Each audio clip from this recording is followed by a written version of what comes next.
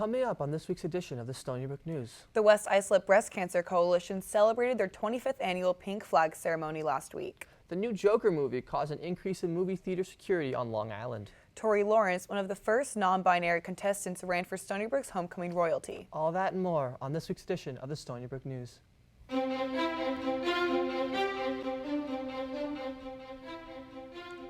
Good afternoon and welcome to this week's edition of the Stony Brook News. I'm Liz Pulver. And I'm Willem Joseph. On Sunday, President Trump announced his decision to remove U.S. troops from Syria to clear the way for a Turkish military operation. In a tweet, he wrote, "We will fight where it is our benefit and only fight to win. Turkey, Europe, Syria, Iran, Iraq, Russia, and the Kurds will now have to figure the situation out." He later shifted and said he would not let Turkey go too far with their military action without facing consequences. President Erdogan of the Turkish Armed Forces tweeted that the Syrian National Army has just launched Operation Peace Spring. Last night, the White House said in an 8-page letter that it would not cooperate with the House Democrats' impeachment inquiry of President Donald Trump, stating that it is unconstitutional and partisan. The Democrats subpoenaed several key witnesses last night. The Metropolitan Transportation Authority pledged $5 billion to install elevators in 70 subway stations across New York City over the next 5 years. The MTA has been repeatedly criticized for discriminating against disabled riders. Currently, only about 25% of New York subway stations are wheelchair accessible. The $5 billion is a part of a larger $54 billion plan to overhaul the subway system. The biggest event on Stony Brook's campus this weekend was homecoming. Last year, the university ditched the binary titles of king and queen and now elects gender-inclusive homecoming royalty. Reporter Kiki Sedaris caught up with one of this year's royalty candidates to see what it was like competing as a non-binary person. I don't want to seem ingenuine, and I don't want to seem like I'm just saying that I'm queer to get the queer vote. I'm just a student that likes other students and wants other students to be recognized, no matter if they're like me or not. If they believe in everything that I don't believe in, I don't care. Everybody needs to be represented. That's Tori Lawrence, one of the first openly non-binary contestants for Stony Brook's homecoming royalty. Non-binary refers to someone who identifies with a gender identity that is neither entirely male nor female. Lawrence prefers the pronouns they, them, and theirs. Last year, the university marked the end of the homecoming king and queen era, and instead opted for gender-neutral titles for members of its court. The university said it would begin to crown 3 royals who can identify as any gender as part of an effort to promote an inclusive campus community. This year, half of the court identified as part of the LGBTQ community. But what's it like running as a non-binary contestant of a decades-long American tradition?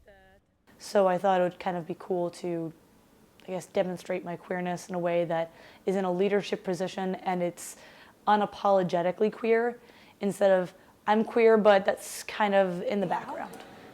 It's been easy for me to feel accepted, but it's not easy for me to find alternative solutions to my problems. So I say, what should I wear? And they said, whatever you're comfortable with. Well, that's depending on the day. I don't even know if I want to wear a dress. I don't even know if that day I'm going to want to wear pants. I don't know.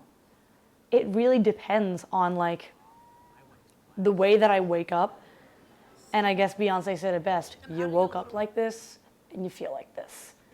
And that's a lot of what gender fluidity is like. A representative from the university did not respond to interview attempts. But last year, Dean of Students Rick Gatto told Newsday that the tradition of naming 1 female student and 1 male student to the homecoming court was not inclusive of all students. The university added that LGBTQ students did not feel comfortable competing for these and other contests on campus. They're doing blanket level work that needs to be dug 6 feet under or deeper to really get to the root of the problem. The root of the problem at our university is ignorance and judgment based on that ignorance and that hatred stemming from that lack of knowledge. And that's something that people on campus deal with every day, less so here than other campuses, but it doesn't need to just change here, it needs to change everywhere.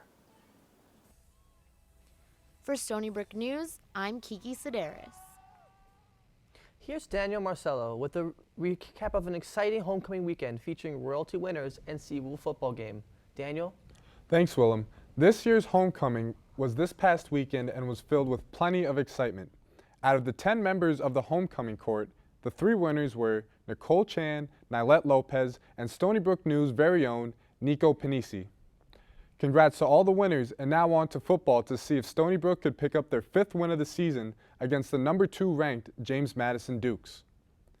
Fast forward to the 4th quarter as the Seawolves had the ball back with less than 30 seconds to play, and Tyquell Fields delivered on a clutch 4th and 14 across the middle. With only 14 seconds left to play, Fields floats one to Peter McKenzie, which moved them into field goal position to potentially send the game into overtime. The Seawolves rushed to the line to spike the ball with 9 seconds left. And this set the stage for Nick Courtney to send the game into overtime. He missed his only field goal attempt of the day, but drilled this 47-yarder to send the game into overtime. JMU did not waste any time in OT, as it only took them 3 plays to put up a touchdown from Hamilton to take the lead.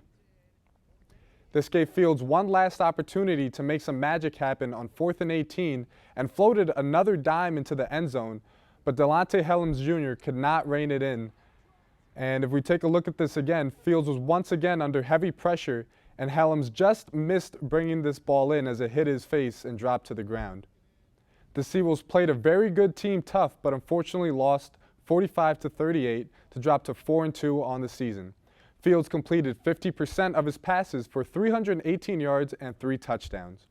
Their next game will be at home against New Hampshire. That's it for sports. Back to you guys. Thanks, Daniel. Besides being the season for homecoming and Halloween, October is Breast Cancer Awareness Month. If you drive in West Islip, you'll notice hundreds of pink flags on both sides of the road. Here's Ashley Gagan with more.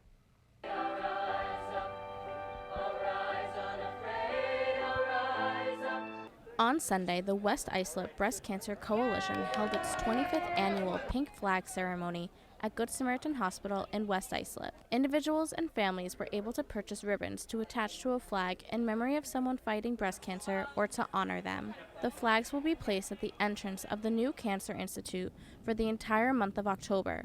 West Islip High School choir group Vocal Motion performed, light refreshments were served, and attendees were entered into a 50-50 raffle. Many of the members of the coalition board are breast cancer survivors, including Joanne Rivera, who was diagnosed at 38 and who was a provider for her family. We were all scared, unsure of what was going to happen down the road, because 20 years ago we weren't where we are today.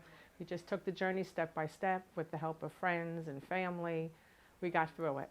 After completing chemotherapy, she went into remission for 20 years. Joanne was re-diagnosed in 2017, but by her second diagnosis, she joined the coalition and had more resources and support. I joined the coalition 2 years ago when I was diagnosed again, but there was more personable care this time around with the nurses, more hands-on. The doctors were phenomenal. Everybody here at Good Samaritan was very helpful through the whole treatment process. The coalition not only provides support to those fighting breast cancer, but to their families with the program Lend a Helping Hand. We knew that we had to plan a center that did not only take care of the patient, but the whole family. Doctors were on site to provide community members with health information. The American Society of Breast Surgeons are one of the biggest organizations a lot of breast surgeons are a part of. Their recommendations are really starting at the age of 25 to begin seeing your medical doctor to see if you fall under a high-risk category and whether or not earlier screening is appropriate. Those patients may need to be evaluated sooner than that recommendation of having that baseline mammogram at age 40. The Coalition and Good Samaritan Hospital have partnered for over 2 decades to bring awareness to the surrounding communities. Breast cancer is not only diagnosed in women, but men can also be diagnosed as well. Self-exams are most important. You're never too young to keep checking for breast cancer. Feel something doesn't feel right, see the doctor. Yes, we do push it, October 1st, October 31st, but we need to do it every single month. Women have to be aware, as well as men. Reporting for the Stony Brook News, I'm Ashley Gagan. The latest Joker release has moviegoers worried about their safety. Here's Nirvani Williams with the story. Controversy sparked over the new Joker movie that premiered last Friday. Movie security was ramped up due to threats and insinuations of violence from online communities in the 7-year aftermath of the Colorado theater shooting. Suffolk County Police patrolled the Island 16 Theater in Holtsville, Long Island.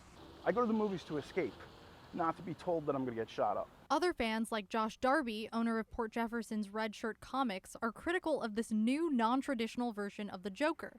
Comic book fans are frustrated that the director exploited a violent character at a time when mass shootings are at its highest.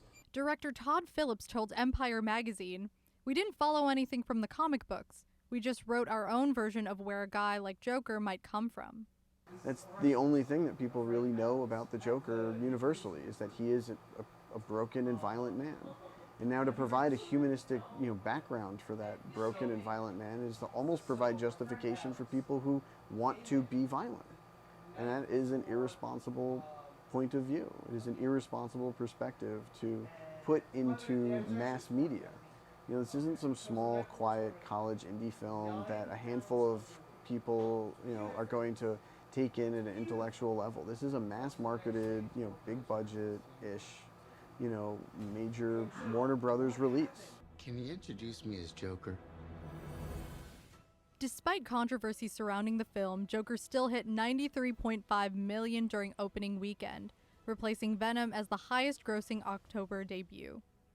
For the Stony Brook News, I'm Nirvani Williams.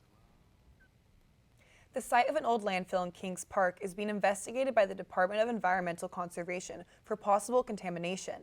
Nicolas Panisi has the story. We just moved here about a year ago. My wife is from East Meadow. I'm from Pennsylvania. And we moved out to this area because it was nice and quiet and seemed like a good place to live. Kings Park, a majority white middle-class hamlet of Smithtown, is home to many young families. Little did Felice know that right in his backyard is the former Steck-Philbin landfill, which is being investigated for possible hazardous materials. I had no clue.